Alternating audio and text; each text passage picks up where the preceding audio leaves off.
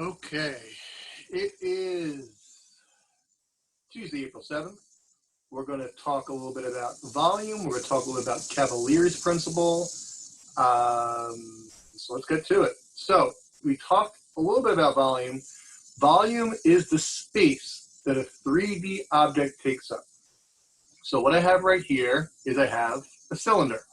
It's basically a stack of CDs and DVDs, but together it makes a cylinder. So if I want to know how much space this entire thing takes up, well, let's start by talking about how much space the base takes up.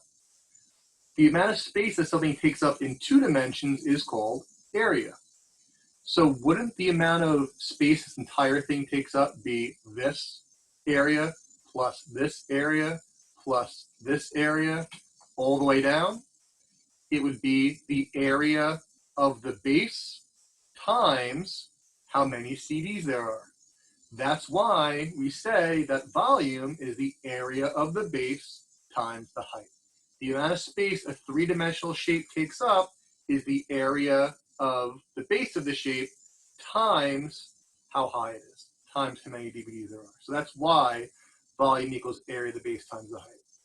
Now, I want to talk to you about something called Cavalier's principle. So now I'm going to have 2 shapes. I've got 2 cylinders. They're identical. They have the same amount of CDs in each. So these are 2 cylinders that have the same volume. Well, what if I mess these up? Do these 2 stacks still have the same volume? I feel like you can't see my head being cut off. Oh, I'm on the ground. Oh, this is so much better. I should have done this all along. I'm very comfortable now. Do these 2 stacks of CDs have the same volume? I mix them up. Did that change the amount of space that each one takes up? No. That's what Cavalier's principle states. Cavalier's principle states that if the area of the bases are the same and the heights are the same, then the volumes are the same. So whenever it asks you to explain why the 2 volumes are the same, they have something like this where it's all mishmashed up, Cavalier's principle states if the area of the bases are the same and the heights are the same, then the volumes are the same. So I'm going to pause this, and I'm going to actually go over some stuff with you. Okay, so now these are the last 2 examples from calculating volume. We did 1 through 16 yesterday. Let's take a look at 17 and 18 now. So it says,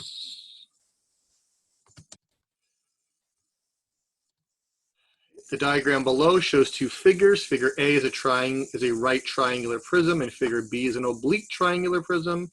Use Cavalier's principle to explain why the volumes of these 2 triangular prisms are the same. Well, they have the same base. Both of the bases have a base and a height of 5 and 8. They have the same height, therefore the volumes are the same.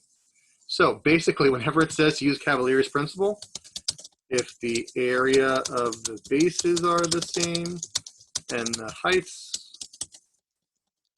are the same, then the volumes are the same. That's your explanation every single time. That's Cavalier's principle.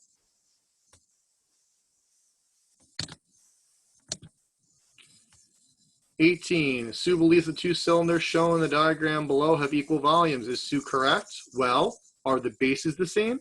They're both circles. This one has a diameter of 10. This one has a radius of 5. So yes, that's the same. Are their heights the same? Yes. Therefore, the volumes are the same. So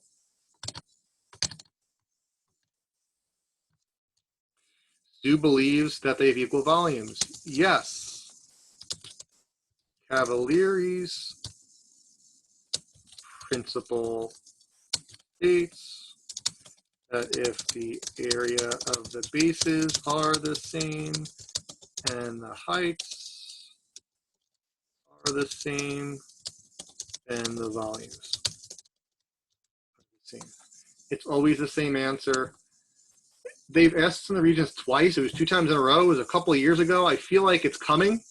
It hasn't come in a while, but if they ask you to, explain why the volumes are the same, Cavalieri's principle, the area of the bases are the same, the heights are the same, the volumes are the same, and again, that's based on volume equals the area of the base times the height.